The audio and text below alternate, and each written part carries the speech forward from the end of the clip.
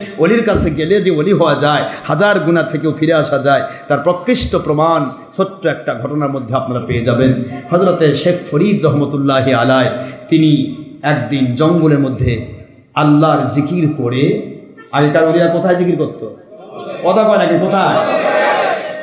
জঙ্গলের মধ্যে জিকির ফিকির করে তিনি বাড়ির দিকে আসতেছেন, এর মধ্যে পড়েছে নিজাম ডাকাত সামনে। কে পড়ছে? নিজাম ডাকাত সামনে পড়ছে। নিজাম ডাকাত 99টা খুন হয়েছে। কয়টা খুন করছে? আর একটা করবে। ওই চিন্তা করছে 100টা খুন করব, তারপর বাড়ির যাব, নাস্তা খাবো, খাওয়া দাওয়া করবো। একটা খুন না করেও বাড়ির যাবে না, নাস্তাও করবে না, খাবেও না। আর এই 100 নম্বরে এসে পড়ছে কে? শেখ ফরিদ রহমতুল্লাহ আলাইহি। ছোট মানুষ না, আল্লাহর ওলিদের মজাটা দেখেন। ওলিয়া উলিয়ার কাছে গেলে চোর ডাকাত যে ভালো হয়ে যায়, তার প্রকৃষ্ট প্রমাণ হাজার হাজার রয়েছে। সে ভালো হয়ে যায়, একবার ওলি হয়ে যায়, সে আর নতুন করে চুরি করে না। কিন্তু যারা কন যে মসজিদে মসজিদে পিকনিক করে বেড়ালে বেনামাজি নামাজ হয়, এটা ওই নামাজি হয় যে হক্কানি ওলিদের মাহফিল বন্ধের জন্য ঘুষ নিয়ে পড়ে। খুব মজাদার কথা। ওটা ওই নামাজি হয় যে হক্কানি ওলিয়া উলিয়াকে ভণ্ড বলে ফতোয়া দেয়, ওলিদের দুশ্মনী করে, নবীকে আমাদের মতো বলে, বড় ভাইয়ের মতো বলে, মাটির মানুষ বলে, ওই মার্কা হয়। দেখুন নিজাম ডাকাতের দিকে 99টা খুন হয়েছে, 100 নম্বরটা সামনে দাঁড়িয়েছে হযরতে শেখ ফরিদ রহমতুল্লাহ আলাইহি। শেখ ফরিদ রহমতুল্লাহ আলাইহিকে বলতেছে, আপনি কি কতগুলা টাকা পয়সা আছে দেন? আল্লাহর ওলি কয়, আল্লাহর ওলি যারা হয় তাদের দুনিয়ার টাকা পয়সা থাকে না। আমার কাছে তো কোনো পয়সা নাই। কয় যে আমি নিজাম ডাকাত চিনেন না? কয় হ্যাঁ তা তো চিনি, তুই নিজাম ডাকাত। এই মাত্র ভারতের গল্প, কথা করছেন না কেন? কোথার গল্প? এই ইন্ডিয়ার গল্প। বেশি দূরের গল্প, একবারে পাকা সত্য ইতিহাস, ভারতের গল্প। নিজাম ডাকাত বলে, কিছু না থাকলে তো আমি আপনাকে মেরে ফেলবো। আল্লাহর ওলি বলতেছেন, মেরে ফেলবা তাতে আমার সমস্যা কি? আমি তো আল্লাহ রাস্তায় চলে যাবো, তো তুমি যাবা কই? হ্যাঁ, কি বলেন?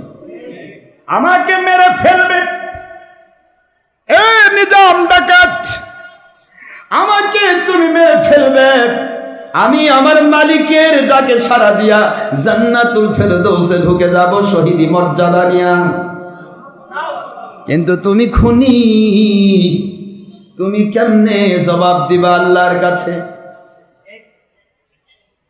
কই তাই তো, আমি খুন করি, অর্থ কামাই করি, আমি একা নই, আমার আহল পরিবার সবাই তো আমার এই খুনের অর্থ খায়, তাদেরকে খাওয়াই। সুতরাং আমি একা নই, আমার সমস্ত আহল পরিবার তারাও তো খুনের গুনাহ বহন করবে। হযরতে শেখ ফরিদ রহমতুল্লাহ আলাইহি বললেন, এই একটি কথা, তুমি আমাকে মেরে ফেলো, আমি আপত্তি করব না। বাড়িতে যাও, বাড়িতে গিয়ে তোমার আপনজনদের কাছে জিজ্ঞাসা করো, তুমি যে গুনাহগুলি করছো, একটার পর একটা খুন করছো, মানুষের অর্থ তুমি পরিপূর্ণ সব কিছু কামাই করে মানুষকে তসরুফ করে দিচ্ছ, নির্যাতন করছো, লুট করে নিচ্ছ। নির্যাতনের কি কষ্ট, এই কষ্ট তুমি নিজে বুঝবা না। তুমি বাড়িতে যাও, তোমার বিবি, তোমার আহলিয়া, তোমার সন্তানরা সবাইকে বলো, তোমার এই গুনাহগুলির ভাগ কি তারা নেবে? যদি নিয়ে থাকে তাহলে আমি শেখ ফরিদ বলতেছি, তুমি যেভাবে খুশি মেরে ফেলবা, আমি আপত্তি করব না। যেভাবে খুশি তুমি মারো, আমি আপত্তি করবো। থাকে এই ঘরে আমরা সামনে জমাতে বলি না, আজকে বলবো। নামাজের টাইম পার হয়ে যাচ্ছে না তো? আল্লাহর ওয়ালিদের কাছে দুনিয়াতে কি সুসংবাদ! আল্লাহ তো বললেন, লাহুমুল বুশরা ফিল হায়াতিদ দুনিয়া ওয়া ফিল আখিরা, দুনিয়াতেও আমার ওলিদের জন্য সুসংবাদ, আখিরাতেও তাদের জান্নাতে যাওয়ার সুসংবাদ। নিজাম ডাকাত, আমি যদি আমার আল্লাহর কাছে প্রিয় বান্দা হয়ে থাকি, আমি জান্নাতে যাব। খুন করলে আমার আপত্তি নাই, তোমার কাছে খুন হতে চাই, যাও বাড়িতে যাও। আমি বাড়িতে যান, আপনি এখান থেকে পালিয়ে যান। কি বলেন আপনারা? আমি বাড়িতে যাই, আপনি আস্তে করে পালিয়ে যান। না, আল্লাহর সাথে যারা গুড কানেক্টেড, আল্লাহর যারা গোলাম হয়ে যায়, ওরা কারো ভয়ে পালানো জানে না। আল্লাহু আকবার বলে। ওরা পালায় না, যেহেতু আল্লাহ বলেছেন এদের কোনো ভয় নাই, এদের কোনো চিন্তা নাই, কারণ ওদের কন্ট্রোলার আমি আল্লাহ। সুবহানাল্লাহ বলে। এই জন্য ওলিদের পক্ষে যারা থাকে তাদের দুনিয়াতে রহমত করা, শান্তি দেওয়া, আর আখিরাতে জান্নাত দেওয়া আল্লাহর ওয়াদা হয়। আর হক্কানি ওলিদের যারা দুশমনি করে তাদের বিরুদ্ধে যুদ্ধ করার দায়িত্ব আল্লাহর হয়ে যায়। খোলেন বুখারী, বারবার বলি, কারণ মানুষ এক এক সময় এক এক রকমের মানুষ এক এক ধরনের ওয়াজ করে। ওলি নাই, মুর্শিদ নাই, পীর নাই, হক ভণ্ডামি দিয়ে জিন্দেগি। কথা বলছেন নাকি? ওলিও নাই, পীরও নাই, আউলিয়া নাই, কোত্থেকে আসছে এগুলো? সব ভণ্ড। আর আপনি কে ভাই? এই দুনিয়াতে রহমত নাজিল হচ্ছে কার? আপনার জন্য, আপনার বাপের জন্য। এই দুনিয়াতে রহমত নাজিল হচ্ছে কার জন্য? কথা বলছেন না কেন? এটাও কোরআন দ্বারা সাবেত। ইন্না রাহমাতাল্লাহি করিবুম মিনাল মুহসিনিন।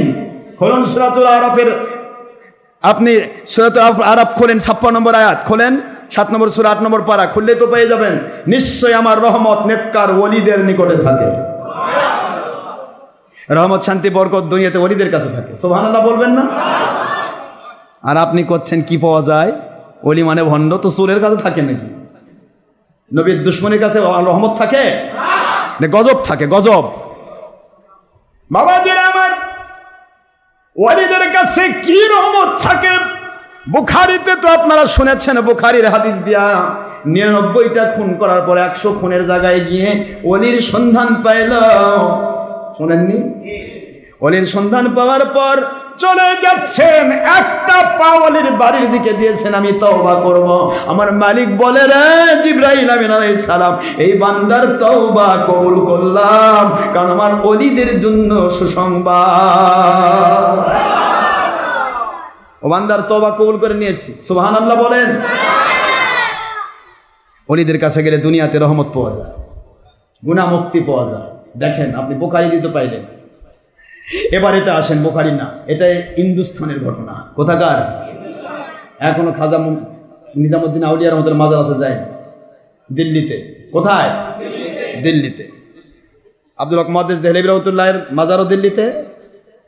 এখান থেকে যাবেন, ঢাকা থেকে এয়ারপোর্টে যদি যান, এয়ারপোর্ট হয়ে যান, ঢাকা থেকে কলিকাতা পর্যন্ত যেতে দমদম স্টেশনে, দমদমে যেতে লাগবে আপনার আধা ঘন্টা, 40 মিনিট। আর ওখান থেকে দিল্লি যেতে লাগে 2.5 ঘন্টা। কয় ঘন্টা?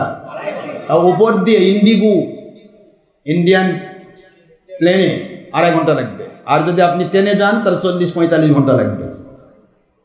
এখন আপনি যান দিল্লিতে, নিজামুদ্দিন রহমতুল্লাহ মাজার আছে। এই জায়গার ঘটনা বলছি, কষ্ট হচ্ছে আপনাদের? শেখ ফরিদ রহমতুল্লাহ আলাইহি বলেন, তোমার যদি বিশ্বাস না হয়, যাদের ইচ্ছা তাদের বেঁধে রেখে যাও। সুবহানাল্লাহ। বড় বড় মোটা মোটা লতা, বটগাছের লতা আছে না, দড়ির চেয়েও শক্ত লতা নিয়ে সে সুন্দর করে তাকে হাত পা বেঁধে ফেললেন। হাত পা বেঁধে রেখে ফরিদউদ্দিন রহমতুল্লাহ আলাইহিকে বেঁধে রেখে চলে যাচ্ছেন, যেহেতু সে ডাকাত। কি এখনো ওলি হয় নাই? ডাকাত খবর নিতে যাচ্ছেন, স্ত্রী তার গুনাহ নেবে কিনা, সন্তান তার গুনাহ নেবে কিনা, যাদেরকে তিনি খাওয়াচ্ছেন তারা কি গুনাহ নেবে কিনা, গুনাহ নেবে কিনা এই কথাটা জীবনে কোনোদিন মাথায় আসে নাই। আজকে ওলির মুখ দিয়ে বের হয়েছে, প্রশ্ন করার জন্য বাড়ির দিকে যাচ্ছে, এটাও ওলির অর্ডারের তাসির। সারা জীবন গেল, এত লক্ষণ করলো, কোনোদিন এই কথা মনে হলো না। আজকে কেন মনে হলো? কারণ ওলির কাছে একটু বাতাস পাইছে। সুবহানাল্লাহ। আতরের কাছে গেলে আতরের নাও কিনেন, একটু গন্ধ লাগে। কথা বলেন। যারা সুইপার পায়খানা সাফ করে, ওর কাছে একটু দাঁড়ায় থাকেন, পায়খানা আপনার গায়ে না লাগলেও পায়খানার গন্ধ পাওয়া যায়। কথা বলছেন না কেন মুসলমান? আর সোহবত মুতাসসিরাত, সোহবত হচ্ছে মানুষকে, সোহবত এমন একটা জিনিস না মানুষের মধ্যে প্রভাব ফেলে। কি ফেলে? বিড়ি খোরের পিছে ঘুরলে বিড়ি খাবার মন চায়, সিগারেট খোরের পিছে ঘুরলে সিগারেট খাবার মন চায়। একটা টান দেই ভাই, একটা টান। পরের দিন কয় আমি একটু খাই, তারপরে কয় 3 প্যাকেট, তারপরে 4 প্যাকেট, তারপরে বইয়ের একটু খাবার দাবার না ওই প্যাকেট খাচ্ছে। কথা বলছেন না কেন? আল্লাহর ওয়ালিদের কাছে গেলে একটা মানুষ বেঈমান ছিল ইমানদার হয়ে যায়, একটা মানুষ বেনামাজি ছিল নামাজি হয়ে যায়, একটা মানুষ সুদ ডাকাত ছিল ডাকাতি বাদ দিয়ে দেয়, একটা মানুষ জিন্দেগিতে অনেক গুনাহ খাতা করত, ওলির কাছে গেলে ধুয়ে মুছে গুনাহ মুক্ত করে বাড়িতে ফেরত দেয়। যেহেতু আল্লাহর হাবিব সাল্লাল্লাহু আলাইহি ওয়াসাল্লাম বলেছেন, আমার ওলিদের চেহারার দিকে যে তাকায় রে মনজার আলিমান, আমার ওলি আউলিয়া হক্কানি আলেমের চেহারার দিকে যারা তাকায় ওদের জীবনে আমি নবীজি একটা ফজিলত দিয়ে দিলাম, ওরা আমি নবীকে দেখার ফজিলত পেয়ে যায়। কোথায় পাইবেন নবী গো? নবী পাওয়া যায় আল্লাহর ওলিদের দরবারে, নবীজির মহব্বত পাওয়া যায় ওলির দরবারে। হুজুর বললেন যে হক্কানি ওলি আলেমের চেহারার দিকে তাকাইলো সে আমি নবীকে দেখার ফজিলত পাইলো। মান জারানি ফাকাদ জারাল্লাহ, যে ব্যক্তি আমি নবীকে দেখার ফজিলত পাইলো সে আল্লাহকে দেখার ফজিলত পাইলো। আল্লাহকে সরাসরি দেখা যায় না, নবী ওলির মধ্য দিয়ে ফজিলত নেওয়া যায়। আল্লাহর হাবিব বলেন ফাকাদ গুফিরা লাহু, আল্লাহকে দেখার ফজিলত যে ওলি দেখে পাইলো ওর জীবনের গুনাহ মাফ করা হলো। ওলির কাছে গেলে গুনাহ নিয়া বাড়িতে ফিরা যায় গুনাহ ছাড়া হইয়া। লাহুমুল বুশরা ফিল হায়াতিদ দুনিয়া, ওলিদের কাছে শুধু সুসংবাদ। এটা আল্লাহর কোরআন বলছি, আমি বানানো গল্প করি না। শেখ ফরিদ রহমতুল্লাহ আলাইহি বন্ধনরত অবস্থায় থাকলেন, যেই মাত্র নিজাম ডাকাত বাড়ির দিকে চলে গেল, কুদরত থেকে তার বন্ধনগুলি খুলে গেল। বন্ধনগুলি খুলে গিয়ে আল্লাহর জিকিরে মশগুল হয়েছেন, সুবহানাল্লাহ বলেন। সেই গাছের নিচেই তিনি জিকির ফিকির করছেন। নিজাম ডাকাত বাড়িতে গেল, স্ত্রীকে ডাক দিল, স্ত্রী তার ছেলেদেরকে ডাকে, সে ছেলেরা তোমার আব্বাজান বোধ এসেছে নাস্তা খাওয়ার জন্য, 100 খুন বোধ হয়ে গেছে, আজকে বলেছে 100টা খুন না করে বাড়িতে আসবে না, 100টা খুন হয়ে গেছে, নাস্তা দিতে হবে, তাড়াতাড়ি যাও তোমার আব্বাকে নিয়ে আসো, নাস্তা দেওয়ার ব্যবস্থা করো। নাস্তার টেবিলে, খাবার টেবিলে, রাতের বেলা ডিনারের টেবিলে খাবার দিয়েছে। চেয়ার টেবিলে খাওয়া তো হালাল কাম না, চেয়ার টেবিলে খাওয়া কি ভালো কাম? পশ্চিমেরা চেয়ার টেবিল ছাড়া খেতে পারে না, ওরা কখনো মাটিতে বসে খায় না। যারা পাশ্চাত্য ইহুদি নাসারারা, আমরা মাটিতে বসে খাবো নবীর সুন্নাহর ভিত্তিতে। একটা সুন্নত আদায় হলো, পেটও বাড়বে না। আমি আপনাদেরকে আর কষ্ট দিতে চাই না। নিজাম ডাকাত স্ত্রীকে বলতেছে তুমি কি নিবে না? না, তা নেবো কেন, আমার তো হক খাওয়া। ছেলে মেয়েদের ডাক দিলেন, ও ছেলেরা মেয়েরা, এত কিছু বিলাসপূর্ণ খাবার তোমাদের দিলাম, কত মানুষ খুন করলাম, কত টাকা অর্থ সব কিছু নিয়ে আসে তোমাদের দিলাম, বলো তো বাবা এই পাপের দায় কি তোমরা বহন করবে? ছেলে মেয়ে কয় আব্বাজান আপনার কাছে জন্ম নেওয়া কি আমাদের দোষ? বাপ কয় কও কি দোষ হবে কেন, এটা তো রহমত। তো তাহলে বাবা হিসেবে ছেলে মেয়েকে তরবিয়ত দেওয়া, খাওয়া দাওয়া করানো, পোশাক পরিচ্ছদ দেওয়ানো, লেখাপড়া করানো বাবার দায়িত্ব, আর ছেলে মেয়ের এটা হক। কাজে আপনি কি করে নিয়ে আসছেন ওরা তো দেখার বিষয় আমাদের নাই, আমরা কারো গুনাহ নিতে পারবো না। আমার মালিক কুরআন হাকিমের মধ্যে কয়েকবার এই কথা বলেছেন, আল্লাহ তাজিরু ওয়াজিরাতুন বিজরা উখরা। দুনিয়ার মানুষেরা রে, দুনিয়াতে কারো গুনাহ আমি কারো উপর নাজিল করব না। বাপের গুনাই সন্তান দায়ী হবে না, বাপ স্বামীর গুনাই স্ত্রী দায়ী হবে না, যার গুনার দায় আমি তার উপর চাপাবো। তবে গুনার ক্ষেত্রে যদি কেউ উৎসাহ দেয়, কোনো বউ যদি কেউ ঘুষ পাইকারি খাও, না হলে বেনারসি শাড়ি হবে কেমনে, তাহলে স্বামীর সাথে বউ জালেম। কথা বলছেন না কেন জোরে? এখানে আর সে মাজলুম থাকলো না, এখানে তার হক আর থাকলো না, সে নিজেই উদ্বুদ্ধ করেছে। যদি বাবা ছেলে মেয়ে বলে আব্বা বেশি করে সুদ খান ঘুষ খান, না হলে আমাদের বাড়ি গাড়ি হবে কেমনে, তাহলে ছেলে মেয়েও হকের আওতায় থাকলো না, এরা বাপের সাথে জালেম হয়ে গেল। বলেন না কেন? বাবাজি আমার, প্রত্যেকটা জিনিস আপনাকে বুঝতে হবে। বোঝার নাম ইসলাম, মেনে নেওয়ার নাম হলো বন্দেগী। ইবাদত হলো মেনে নেওয়ার নাম, আর বোঝার নাম ইসলাম। আপনি বুঝবেন, তারপরে মানবেন। আমি আপনাদের খেদমতে আরজ করি, নিজাম খুনি হয়রান হয়ে গেলেন। হযরত আল্লাহর ওলি শেখ ফরিদ রহমতুল্লাহ আলাইহির কথাগুলো তার অন্তরের ভিতরে, তার কানের ভিতরে যেন বাস খাচ্ছে। রে নিজাম ডাকাত, যা করছো তোমার বাড়ির কেউ এর দায় নেবে না। এই কথাটা তার ভিতরে যেন বাস খাচ্ছে, কারণ অলির কাছে একটু ছোঁয়া পাইছে রে, ওর উপরে আল্লাহর রহমত নাজিল হয়ে গেছে। আল্লাহ রাব্বুল আলামিন বুঝায় দিলেন, রে নিজাম ডাকাত, আমার ওলির সামনে পড়েছিস, ওলির সাথে দুর্ব্যবহার করিস নাই, এই জন্য আমি আল্লাহ তোকে ওলির কারণে আমি হেদায়েত নাজিল করব। এই জন্য বাড়িতে যাওয়ার মতো তোর ভিতরে মানসিকতা তৈরি করে দিলাম। তাছাড়া একটা ডাকাত কখনো বাড়িতে জিজ্ঞাসা করতে যাওয়ার কোনো দরকার নাই, ঠিক না ঠিক? যে ডাকাতি করে, যে মানুষ খুন করে, সে তো বাড়িতে জিজ্ঞাসা করতে যাওয়ার দরকার নাই। বলতে পারতো শেখ ফরিদ আমার বাড়িতে নেক আর না নেক তাহলে তোমার কি, তোমাকে মারবো আমি, ঠিক না ঠিক? কিন্তু তা করলো না। এই যে যাওয়া বাড়িতে, এটাও আল্লাহর পক্ষ থেকে হেদায়েতের উসিলা। বাড়িতে গেলেন, ফিরে আসতেছে, ফিরে এসে দেখি হযরত আল্লাহর ওলি লতা গুল্ম পাতা যে বান্ধে রাখছিলেন কিছুই নাই, বসে থেকে জিকির করতেছে।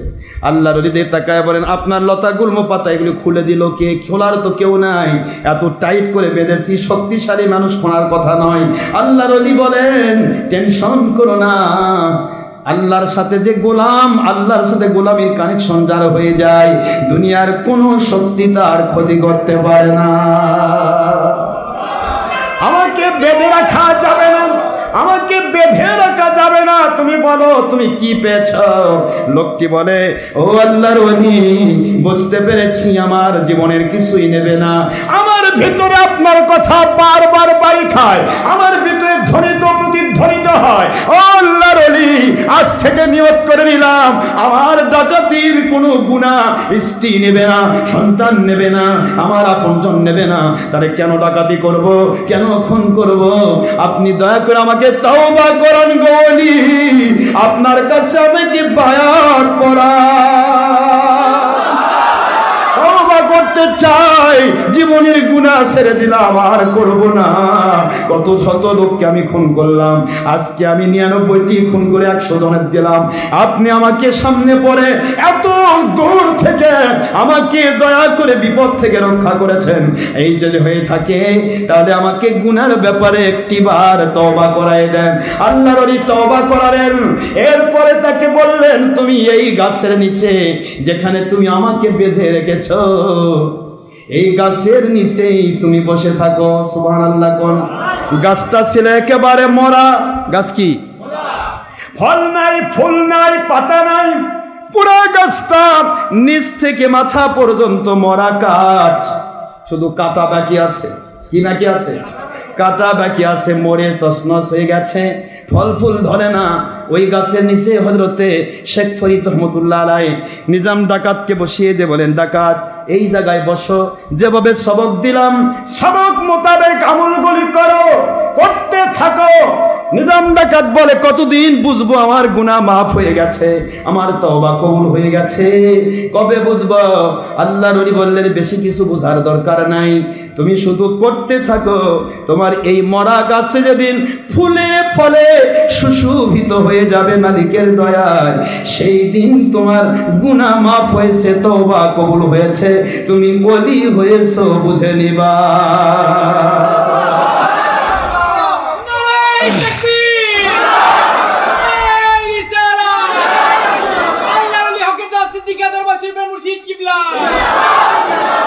সবকগুলি আদায় করো, জিকির ফিকির শিক্ষা করে দিলেন, তিনি সেগুলি করতে থাকলেন। সুবহানাল্লাহ। আহা, আল্লাহ হেদায়েত দিলে কেমন হয়, আমরা কি করছি দেখেন, 3 ঘন্টা থাকলে 2 ঘন্টা থাকলে ভিতর খালি খুশমুশ করে, ইস কোথায় আসছি রে, জীবনের আসবো না রে, হাই হাই রে, এতক্ষণ যদি ফেসবুকে দেখতাম রে, কত কি দেখতাম রে, হাই হ্যাঁ, এতক্ষণ টিভির পর্দায় থাকলে কত জিনিস দেখা হতো। আরে হুজুর খালি ছাড়ে দেয় না, খালি বান্ধে রাখে, হুজুর দোয়া করে ধরে যে ছাড়ে না, মনে মনে ভাবেন, কি বলেন না কেন আপনারা ভাবেন? আমি জানি আপনারা ভাববেন না, কারণ আপনারা আল্লাহর গোলাম।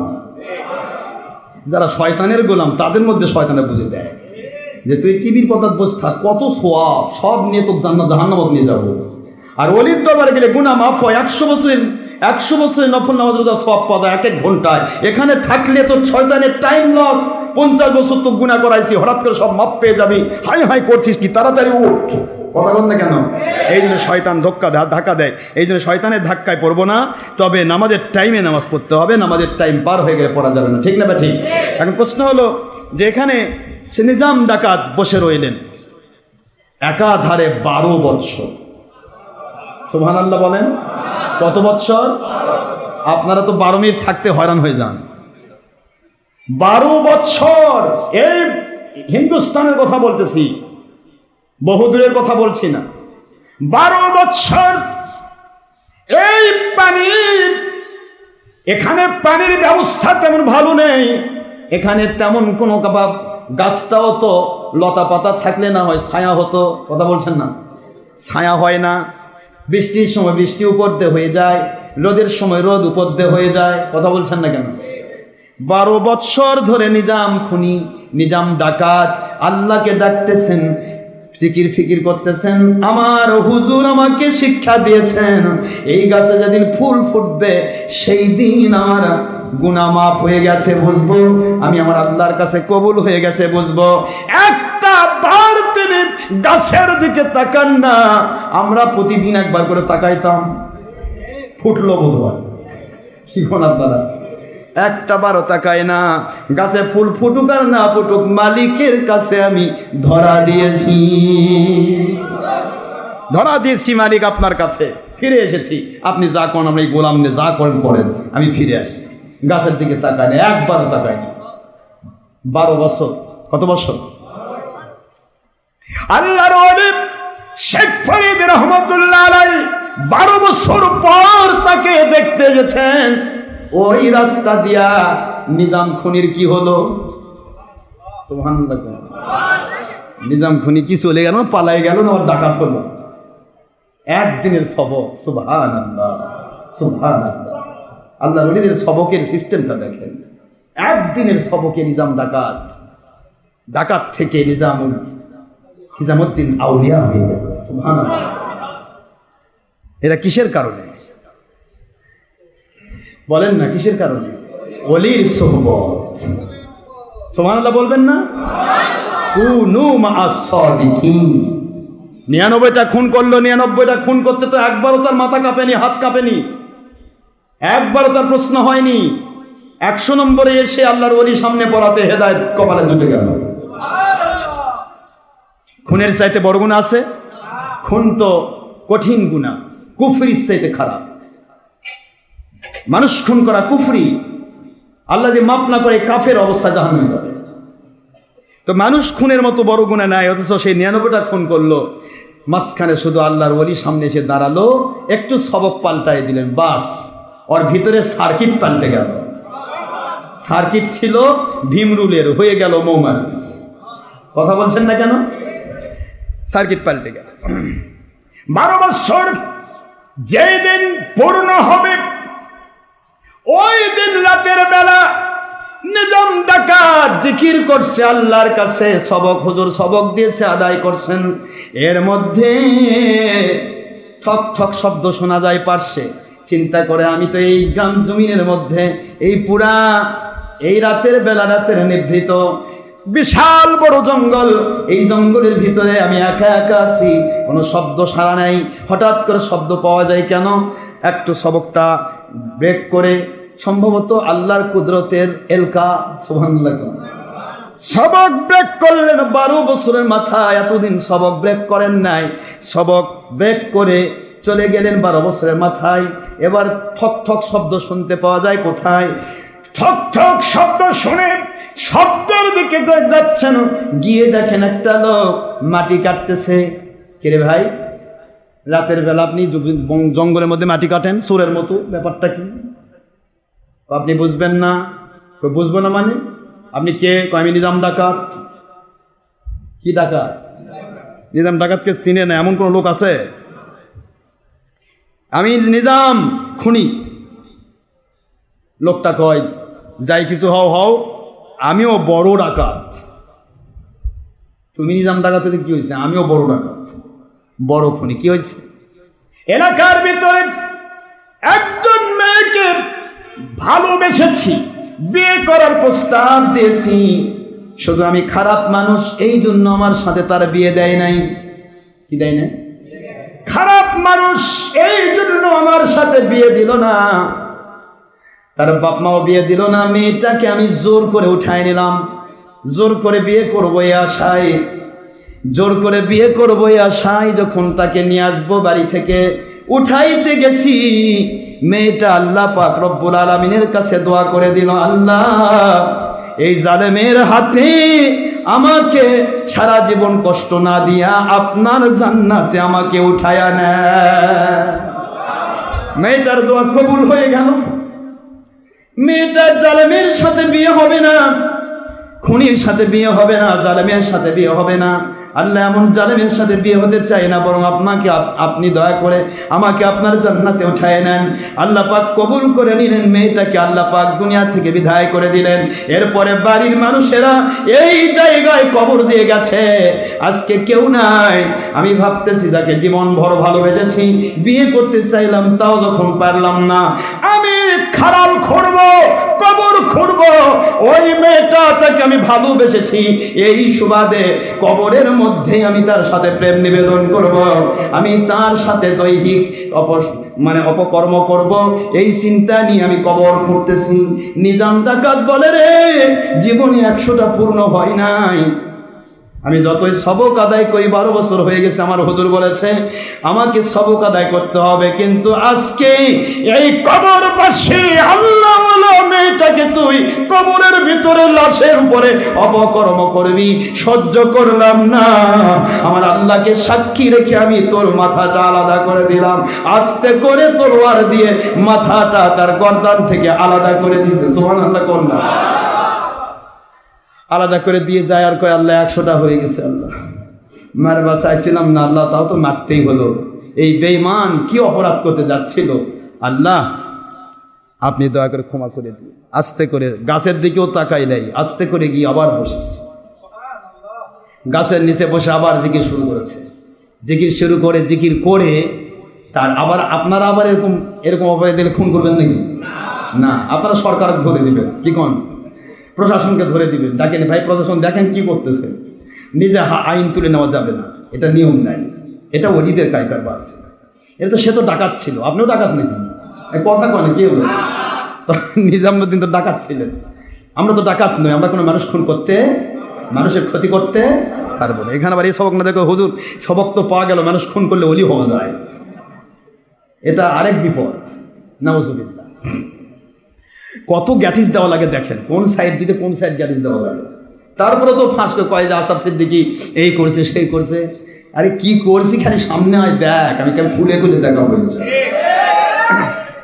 বাবাজিরা আমার, নিজাম ডাকাত সবক আদায় করছে, সম্ভবত আল্লাহর কুদরতি এলকাপে হযরতে শেখ ফরিদ রহমতুল্লাহ আলাইহি এসে গেছে।